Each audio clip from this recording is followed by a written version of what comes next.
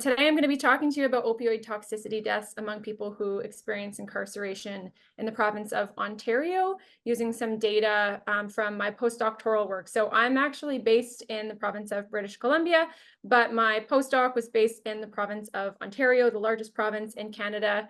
How many of you, can I just get a show of hands, how many of you have been to Canada, spent some time in Canada?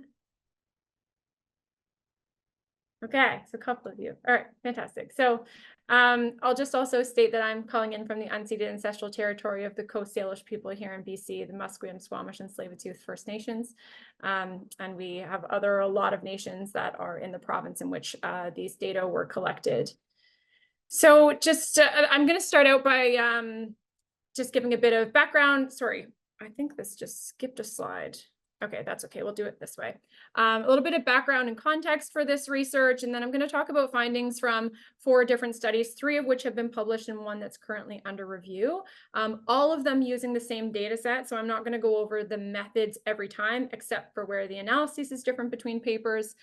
So the first paper I'm going to talk to you about is focused just broadly on the burden of opioid toxicity deaths among people who experienced incarceration in Ontario at the provincial level between 2015 and 2020. And then we also looked at the impact of COVID-19 on opioid toxicity deaths among this group.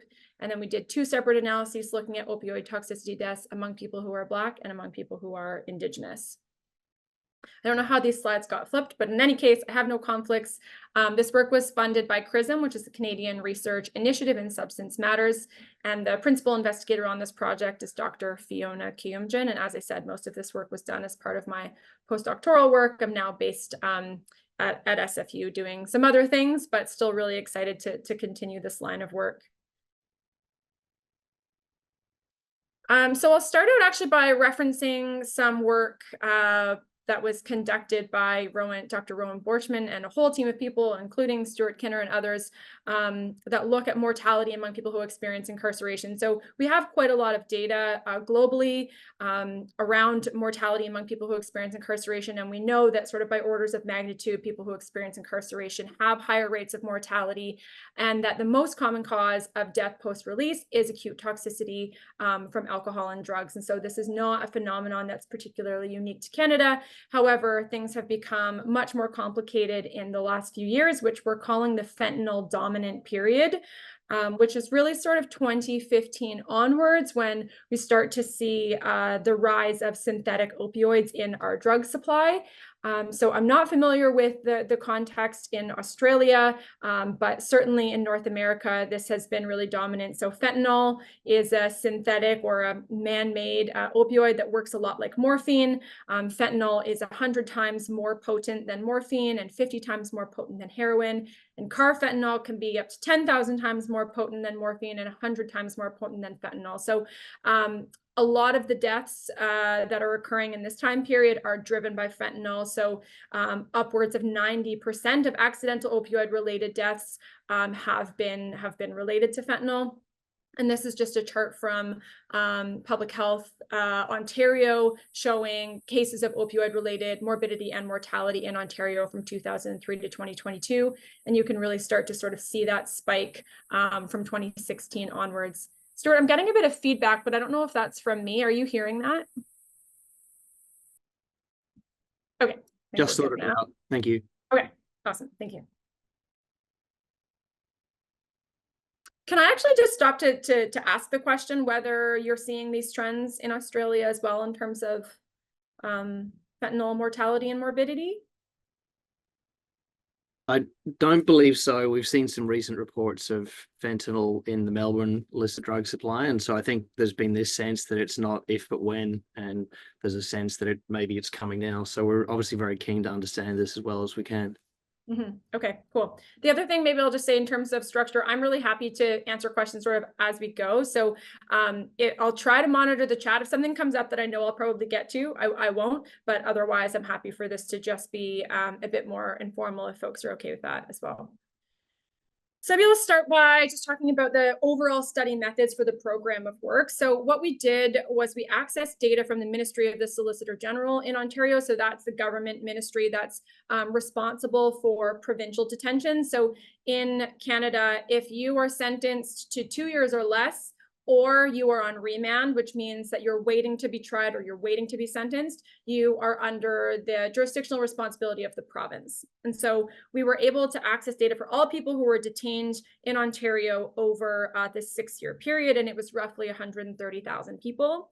And then we also accessed records from the Office of the Chief Coroner of Ontario for all people who died of opioid toxicity in this time, and that was 8,460 people. We also use data from Statistics Canada Census to calculate general population rates. And where that will come into play is when we're calculating standardized mortality ratios. So where we're estimating the expected number of deaths to get a sense of how people who experience incarceration are disproportionately impacted. So people entered what we call our exposed group, which means exposure to incarceration, from the date of their first incarceration in our study period. And then they contributed person time. It's a weird concept, but contributed person time to the exposed group all the way up until the end of the study or up until when they died, if they died, whether they remained in custody or in community. So just to be clear about that, once you've experienced one incarceration for at least one night, you're in the exposed group. Even after you were released, you're considered a person who has experienced incarceration. So this doesn't only focus on people who are currently in incarceration, but anybody who's been exposed. And I'm happy to talk about that design a little bit later if you have questions about that. And so in terms of the data from the Office of the Chief Coroner, I'll just note that in Ontario, there is a legal obligation to report to a coroner any death from opioid toxicity, which includes sudden and unexpected death where an opioid was identified in postmortem toxicology and was determined to have either directly contributed to the cause of death, either alone or in combination with other substances. So many people engage in polysubstance use, and so it's possible that other substances were implicated, but opioids had to be at least one of the substances in the postmortem toxicology in order to meet our definition. And then lastly, to support interpretation of our data, we also engaged in some knowledge translation activities with a group of people with lived experience of incarceration and substance use, or family members of people who had experienced incarceration and substance use. So the first paper that we produced from this is published in BMJ Open, and this was really just sort of our broad descriptive paper that focused on really characterizing the population. So the overall study aim for this one was to calculate the number of people who experienced incarceration who died from opioid toxicity, to describe their characteristics, and then also estimate and compare the rates of death for people who experienced incarceration and others in the general population. So I'll just go through sort of 4 different questions we had in this paper and what we found. So our first question was, how many people incarcerated in this time period died from opioid toxicity? And so what we found was that 2,207 people died from opioid toxicity between 2015 and 2020, either while incarcerated or after release. So this is among the exposed group. So roughly almost 2% of the total incarceration population during this time died from opioid toxicity, which is quite a lot of people. Perhaps a more startling interpretation of the data is that of all people who died from opioid toxicity, more than a quarter of them had experienced an incarceration in that time period. So 26% of all people in the province who died during that time of opioid toxicity, more than a quarter had at least one incarceration during that time period. So roughly 1 in 4, and 1 in 6 had been in provincial custody within the year prior to their death. So remember what I said about the fact that as soon as you enter the exposed group, you stay in the exposed group. That means you could have entered the exposed group in 2016, but you didn't die until 2020. But more than half died within the year of their incarceration.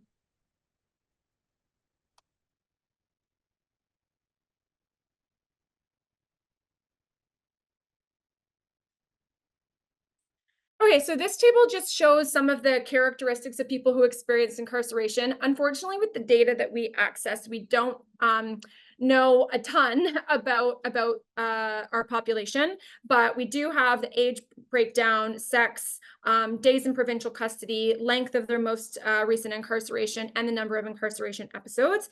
So what you can see is that majority of people who died were between the ages of 25 and 49. So roughly 3/4 of people who died were in that age range, and more than half were aged 25 to 39. The periods of incarceration, so the days incarcerated, the median for the total population was only 42 days, roughly. It was a bit higher for those who died, so closer to 88 days for those who died. And then in terms of the length of incarceration, again, not really that different between the total population and those who died. So length of incarceration, roughly 74 days versus 70, and then the median 18 versus 20 days. So these are not particularly long periods of incarceration. So when we think about sort of our opportunities for intervention, for some of these folks, they're in and out quite quickly. And so we really have to consider, what we're able to do in the time that they are incarcerated, or ideally try to prevent those incarceration episodes from happening at all. And then in terms of number of incarceration episodes, you can see that those who died had a slightly higher total number. So we often see people kind of churning through the system more than once, particularly for kind of low-level drug-related crimes. So the third question was, how does the risk of death compare for people who experienced incarceration versus those who did not experience incarceration? And what you can see is that the risk difference is very different for men and women. So for men who experienced incarceration, they had roughly a 30 times higher risk than men who did not experience incarceration. But for women, it was closer to 80. So we know that men are primarily dying from incarceration or from opioid toxicity. But for women who experience incarceration, that difference between women who do not is much larger than for men. And that's consistent with other studies we've seen as well. So this is just a breakdown that shows sort of the similar numbers.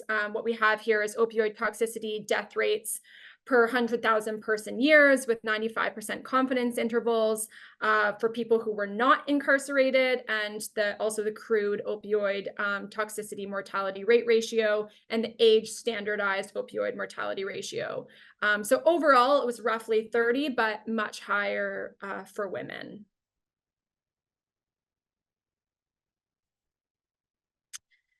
And lastly, for this paper, we looked at how does the risk of death vary in custody and post-release. So the lowest number of deaths is while people were in custody. I would not interpret that as saying that custody is like protective and we should put people in custody so that they don't die from opioid toxicity. But the reality is that there are specific protective mechanisms that exist in a highly structured and controlled environment.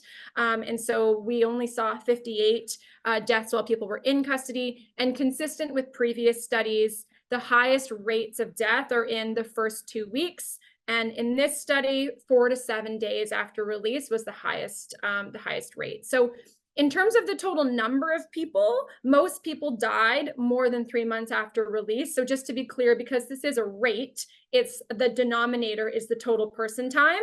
But I also included ends in the graph so you can see the total number of people that died sort of at every interval in the days post-release from custody. But the takeaway message is that the highest risk period is in that immediate time after somebody is released from incarceration.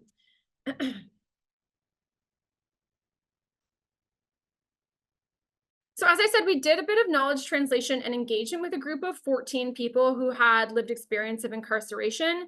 And we asked them, what came up for them as they were looking at these findings and understanding them from their experiences. Some of the things that they raised is that we need to obviously address the criminalization of substance use as being one of the key contributors to death. and enhancing treatment and harm reduction in custody. So what we heard from folks is that it's highly inconsistent. So depending on where you experience detention or incarceration, your access to treatment or harm reduction will vary considerably. So in the province of Ontario, unlike the province that I live in, healthcare in Ontario, places of detention is not delivered by the health ministry. It's contracted by justice. And so there is inconsistencies in custody. And then there's also a lot of inconsistencies when people are released and when they're going in, because they have different care providers. And so the continuity going into custody and at release from custody is considered a major barrier. And that's something that people spoke about, was that we really need to support treatment continuity, particularly for mental health. So people talked about those sort of intersecting issues of complex mental health needs in addition to their substance use, co-occurring disorders, addressing stigma around substance use, and also implementing sex and gender specific approaches. So some of the women talked about, how they have unique barriers that they face, very unique pathways into incarceration, unique barriers when they're released from incarceration. So a lot of the women, for example, are the primary caregivers for their children. Their immediate concerns when they're released is, negotiating access to their children, dealing with often unsafe situations. So many of them have experiences of intimate partner violence. And so a lot of things that came up that were gender specific that they felt were not particularly being addressed by the health or justice system. And I can provide a link to the summary of our knowledge translation and engagement, because I think it's really interesting and really supports this work. And what I would love to see actually is more qualitative work, because what I'm showing you today is a lot of epidemiology and patterns and prevalence rates and things like that. But at the end of it, you kind of go, okay, so what? So what do we do about this? And the numbers that I show you don't really answer those questions. And hopefully we can just also have a conversation about that as a group, because I likely won't need the whole 45 minutes today. So, okay. So the next study that I want to share with you is focused on the impact of COVID-19 on opioid toxicity deaths. So this is using the same sample that I've already described, but of course we know and expect that COVID-19 was associated with increases in substance use and drug-related deaths, and we have evidence to suggest that. So we wanted to understand what that looked like. So there have been some proposed mechanisms for this relationship, things like restrictions that decrease service capacity and availability, border restrictions that contributed to a more volatile drug supply during COVID-19, documented increases in stress, social isolation, worsening mental health, and the continuation of pre-pandemic trends in the rising synthetic opioid deaths make it obviously quite difficult to assess the precise contribution of the pandemic to rising deaths, but this is something that we felt was really important for us to dig into and to try to understand. So the study aim for this paper, as I said, was to estimate the impact of COVID-19 and related restrictions on opioid toxicity mortality in custody and post-release, and then to compare that with people who did not experience incarceration. So the first thing that we did was an interrupted time series, and we treated COVID-19 as an event that occurred on April 1st, 2020. We picked that date because it was aligned with the start of the month right after the government had put in place a lot of restrictions associated with COVID-19. Another thing that happened in Ontario was quite a decarceration. So between March and July of the beginning of the pandemic, we saw roughly a 30% decrease in the provincial incarcerated population. And so we expected that to have some impact as well. So we looked at the number of opioid deaths and time at risk calculated by month, and the rate of death calculated as the number of deaths per 10,000 person years at risk. And then we ran a multivariable negative binomial regression model. You don't need to know what that means to understand what I'm about to tell you. And we, our explanatory variables are age group, sex, exposure to incarceration, month, and COVID-19. So this might be a little bit difficult to see, but I'll just sort of explain what's going on in these quadrants. So in the upper left, we have females who were not exposed to incarceration. In the bottom left, we have females who were exposed to incarceration. In the top right, we have males not exposed to incarceration, and in the bottom right, males exposed to incarceration. And then you can see that the axes between the two are quite different, and that obviously has to do with the fact that the rates of death are very different between those who were exposed and not exposed. And so what these lines are showing are the risk ratios relative to the risk in January 2015, which is our first month, and men in the general population who are 18 to 24. So that's just sort of our comparative group. So when you're doing risk ratios, you always need a reference group, and our reference group is just sort of the men in the first month and the first age category.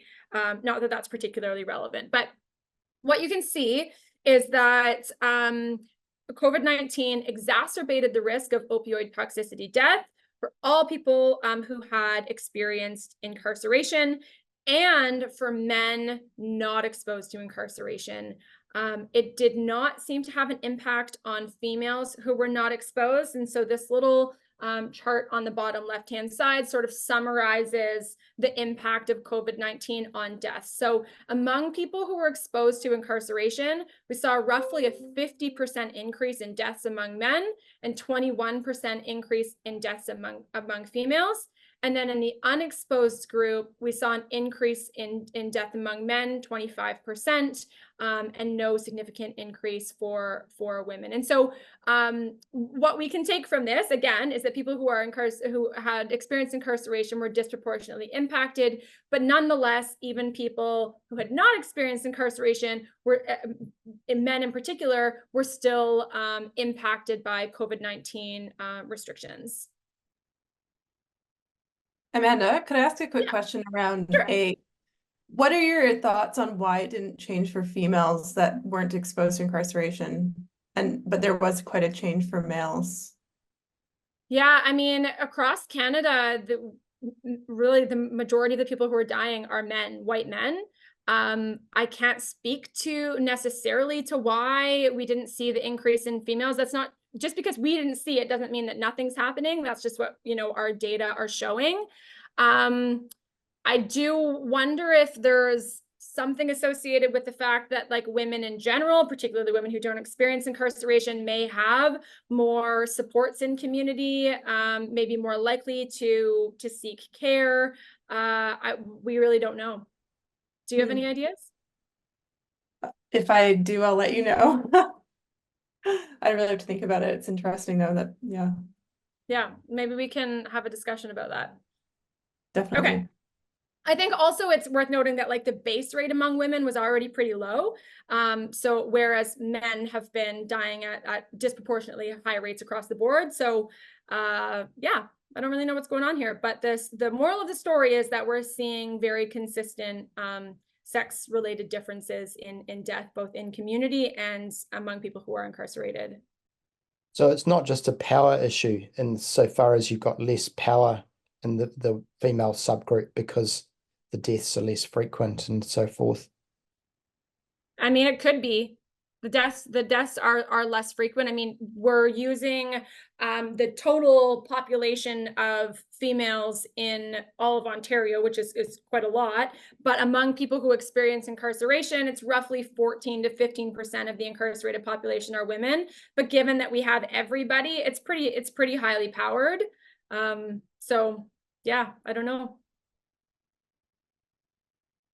And I can send a link to the study so you can see all of the ends as well.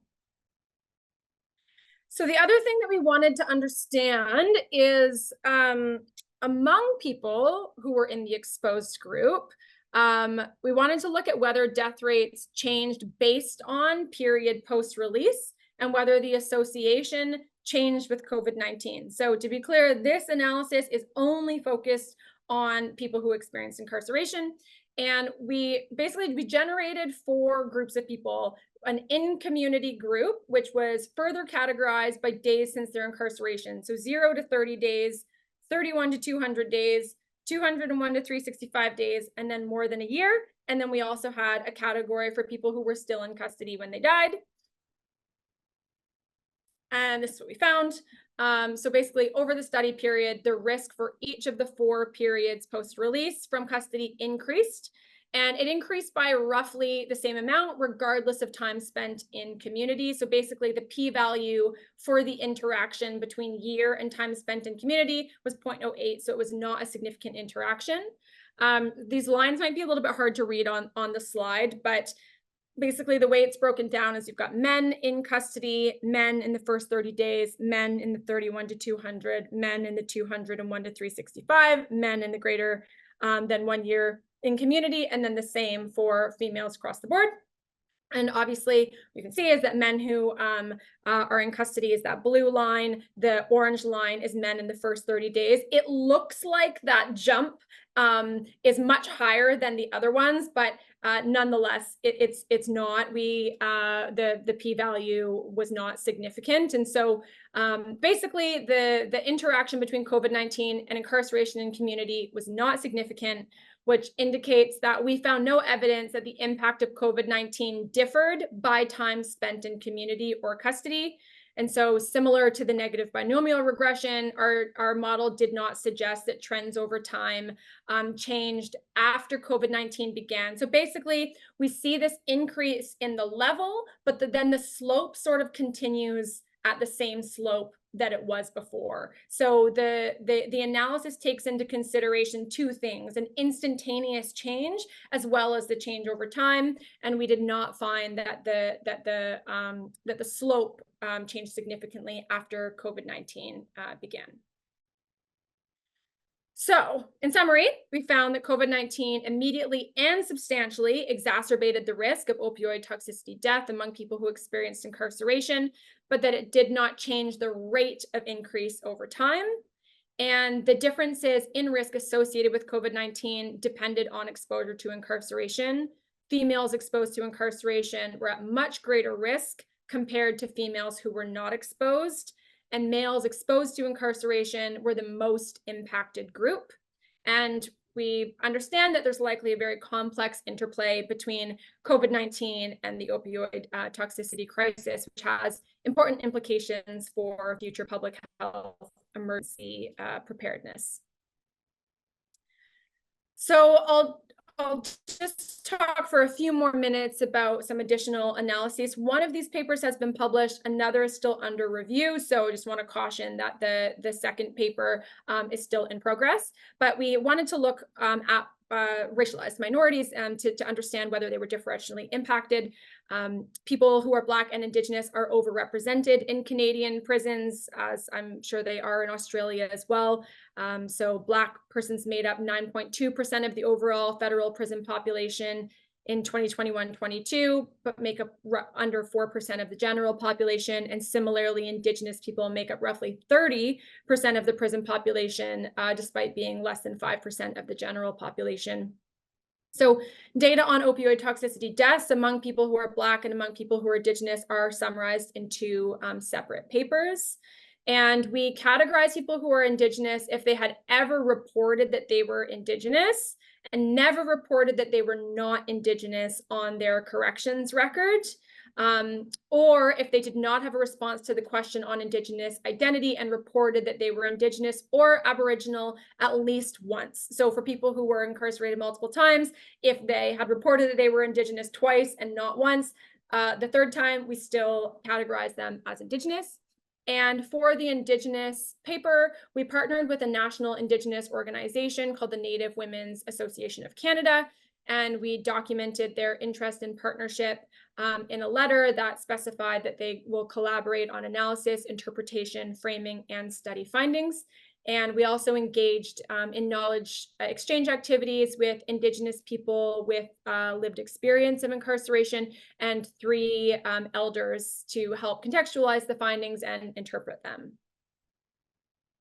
So the paper on Black people who experienced incarceration was led by Dr. Akwasi Owusu-Bempah, who is a Black scholar at the University of Toronto, whose research focuses on the harms of criminalization specifically for people who are Black. And this paper was published in Preventive Medicine.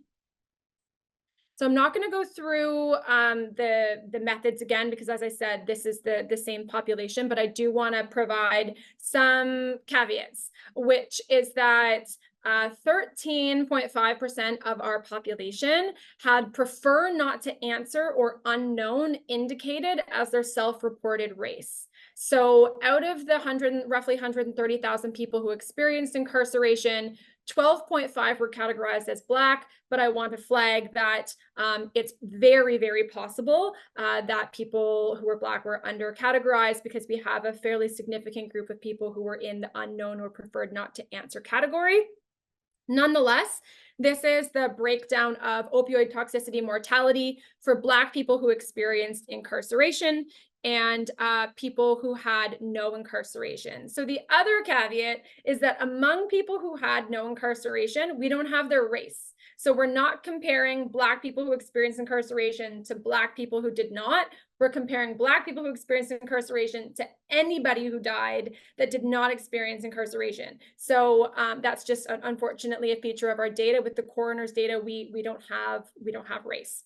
So what we found is that the age standardized mortality is quite similar to the overall population, but is actually a bit lower, interestingly enough.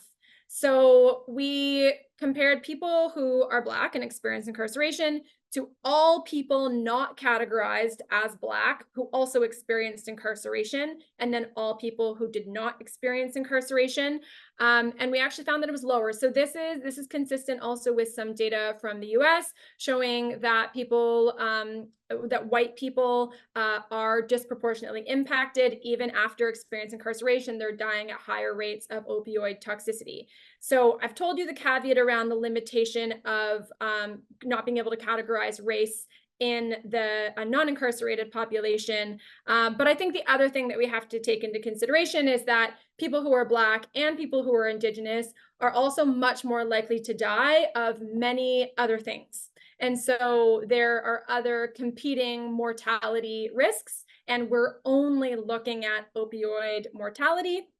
So that might partly explain what's going on, but we did not find that Black people had a higher standardized mortality than anyone who was not considered Black. But nonetheless, still much more likely to die than people who had experienced no incarceration. So these are not small standardized mortality rates. 52 times the risk for females who are Black, 13 times the risk for males who are Black, and then overall roughly 18 times the risk. So we're still seeing a really important trend, but it's not any higher than people who are not Black.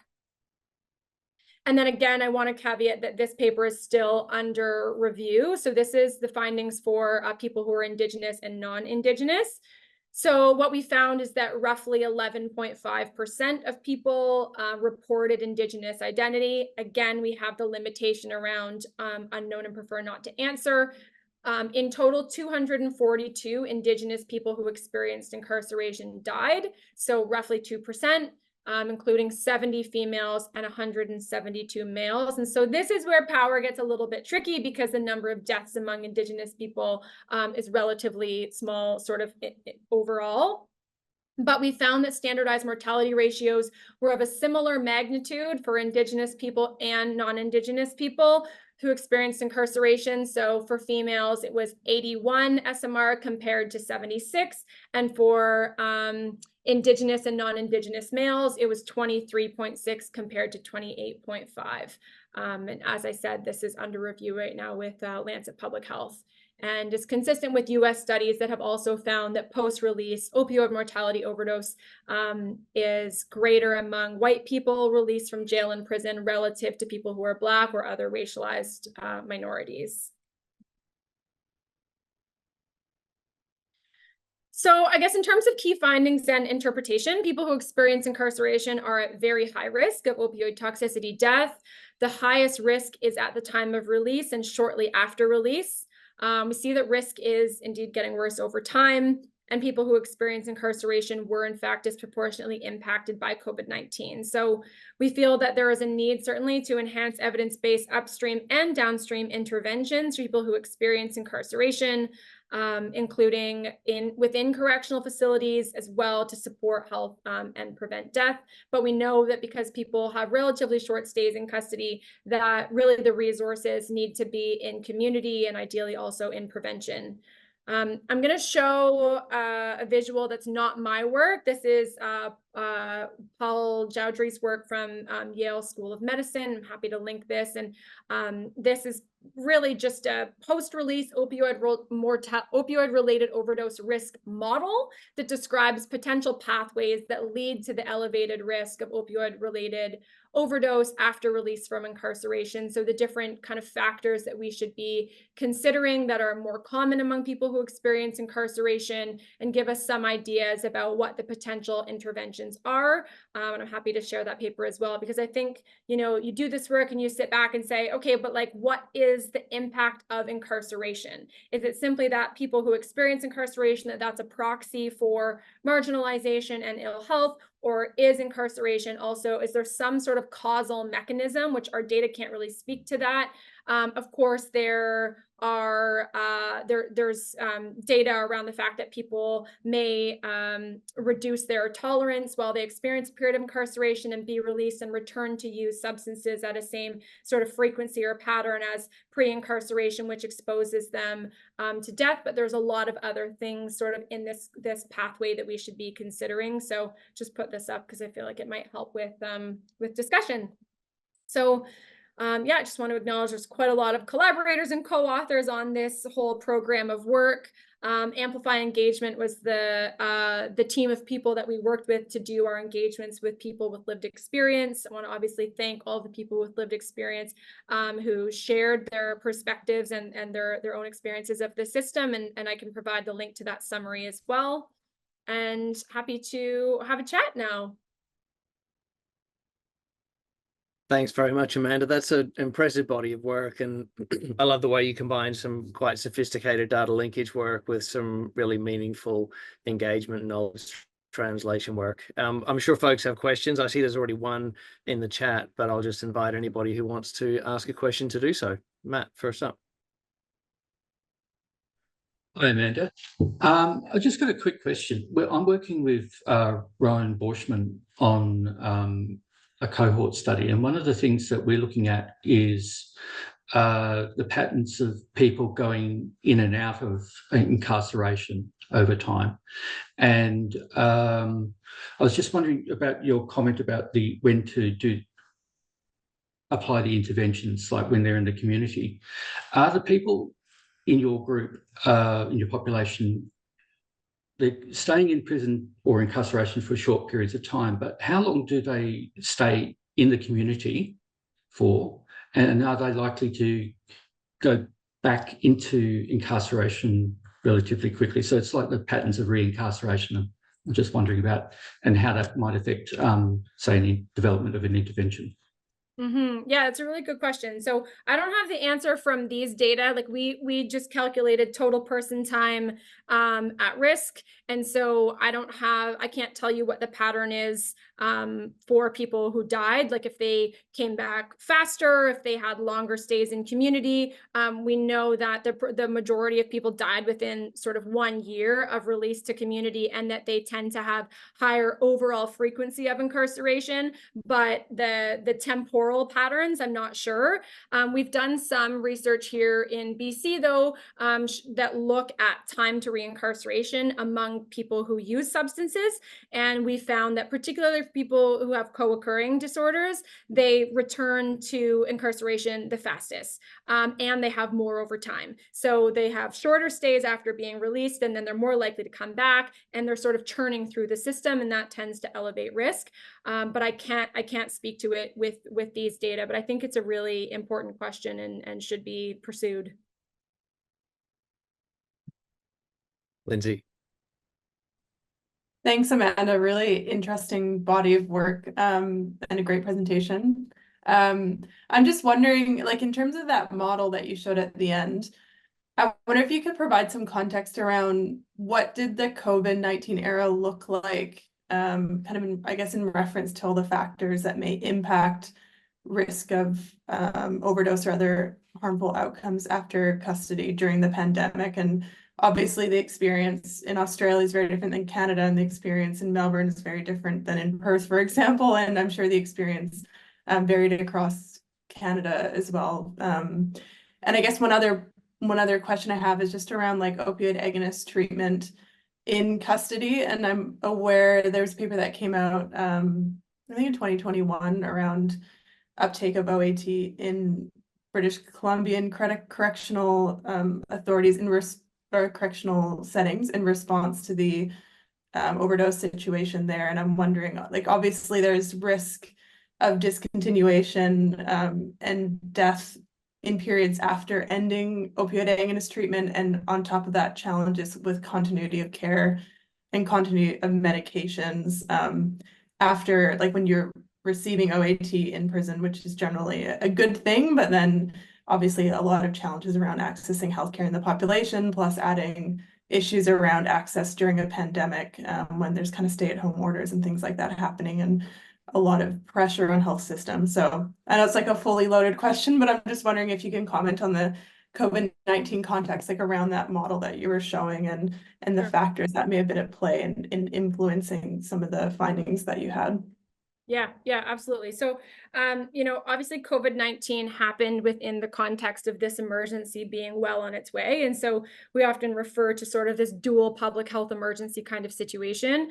I would say in terms of the immediate determinants or mediators, or the proximate determinants, the key ones would probably be interruptions in care. So there was a massive decrease in the availability of care, the number of spaces, and what services were doing in order to accommodate the legislated restrictions associated with COVID-19. So a lot of people talked about, for example, not being able to do the things they normally do, even for people who were connected to things like AA meetings, NA meetings, group therapy, that they were happening over Zoom or they weren't happening at all, that there were obviously a lot of changes to shelters, like emergency housing. So I would say probably the biggest ones associated with COVID-19 would be the reductions or interruptions to care, but also the fact that we had really a mass decarceration event with no major planning that I'm aware of around supporting those people post-release. So I think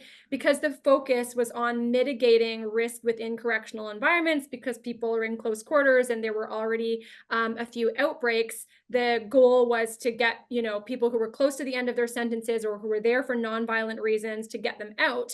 But that now they're being released to a particularly dire community-based environment where they're being told to isolate. They don't have the community-based supports, and all of the public health focus is on COVID-19, not on necessarily supporting people post-release. So all of those things that you just mentioned, I would say would be the biggest ones in sort of the Jowdry model. A lot of the other things that are, problematic for people leaving incarceration were still there. They were just, I think, exacerbated in the COVID-19 time period. So I don't know, does that resonate with what yeah. And I guess, like, with the decarceration movement and moving people that don't pose as much of a risk to community and having less violent offending, moving them back to the community, they may have been the ones more likely to be in prison for drug-related issues, mental health issues, things like that. So it's a good point, and it's so much to unpack. And sorry, you had one more question, Lindsay, after the COVID-19 one. Oh, no, that was basically it, but also just commenting on opioid agonist treatment in, I guess, that all of that wrapped up into if there's an initiative in Ontario as well to introduce and increase access to opioid agonist treatment in response to the public health opioid overdose situation, and how that I'm not aware of any like systematic push like there was in BC, like a documented kind of push to increase access. I think a lot more people are obviously talking about it, but as we heard from people with lived experience, it appears to be highly variable depending on where you're located in the province and who's running the correctional facility, which is unfortunate, right? So in BC, because care is delivered by the Ministry of Health, there's a lot more consistency around standards and actually setting benchmarks for ensuring people that they're getting access to opioids, but also if they were already on opioid agonist therapies in community, that would be an easier transition because it's the same ministry providing that care. There's also a lot of talk around increasing access to long-lasting injectables. So like one of the brand names here is Sublocade. I don't know if you have that in Australia, with the goal being that some of the new OAT options have sort of a 30-day term. So it would ideally cover people in that highest risk period post-release if they were administered that form of OAT prior to release. So hopefully we'll see more in that. And I know that I'm pretty sure that there is a randomized controlled trial in the US specifically looking at the impact of Sublocade on post-release mortality. So hopefully we'll have some solid data soon to support that.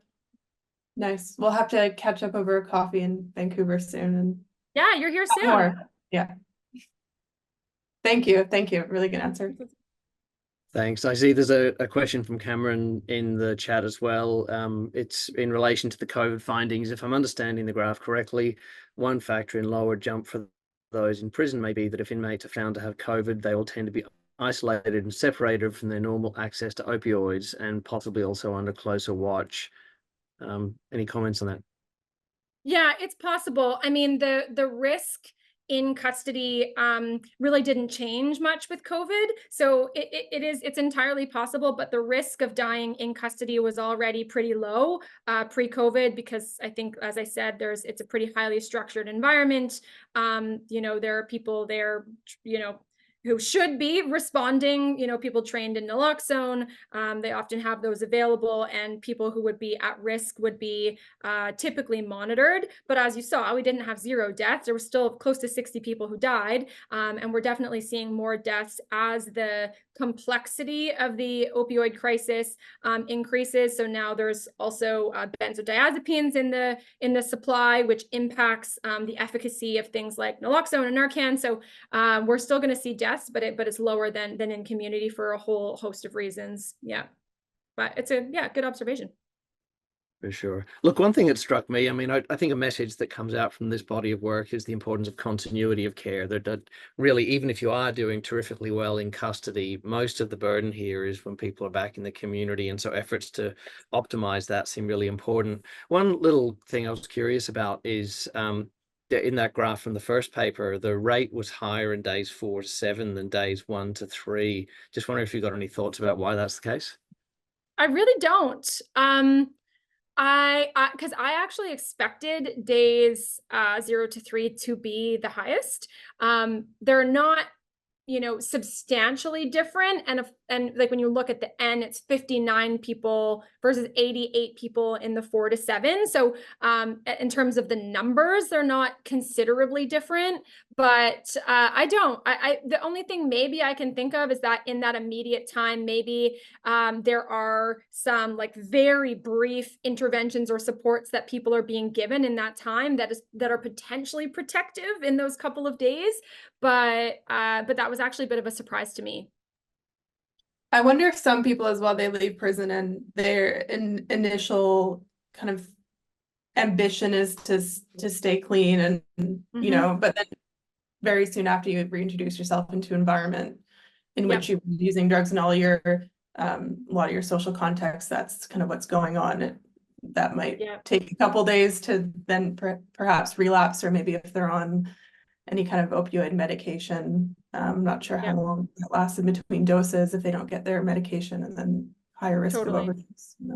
And there's also, just given the geographic nature of Ontario, there are a lot of people who will be released from custody and have to travel pretty far, potentially to get where they're going. That could be 1 or 2 days easily, because we don't fly people. Typically they're on a bus or some slow mode of transportation. So that could even eat into a day or two. And then we also heard from people in our lived experience engagements that they often lose access to their regular dealers, right? So they're potentially having to find a new source for their drugs. So but I'm interested in what you might think about that. Maybe we'll take Cameron's question first, and then if you have ideas, Stuart, I'm curious to hear them. Thanks, Amanda. Just wondering if you had any data on the people that are being assessed upon entry, what proportion of those people are actually being captured with prior substance abuse or substance use, I mean?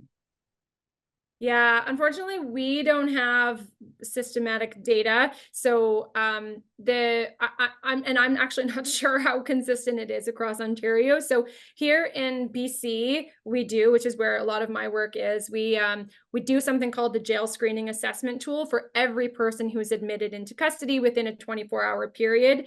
If it can't be within 24 hours because the person is not stable, then it's basically as soon as possible. And so we have a pretty good documented record of whether people are being flagged as having substance use disorder, all of that kind of stuff. We don't have reliable data for these folks. So I'm sure that there's something going on because they need to be recognizing the risk given how high the risk of death is, but we didn't have access to that. Thank you. It's a good question though. Look, Amanda, you made the comment before that we need more qualitative research in this space, and I couldn't agree more. I mean, I'm just going to paste into the chat. There was a terrific paper by Matt Warner-Smith and Addiction back in 2001, sort of theorizing about the various mechanisms involved in overdose. And in reality, we still don't have a lot of good data on most of those hypothesized mechanisms. And there's the risk of a very reductionist thinking about this, that it's just about opioid tolerance, which is obviously really important, but there's a bunch of other things that are involved that might be changeable, right? So if we're trying to create better outcomes. Absolutely. Yeah. Thanks for sharing that.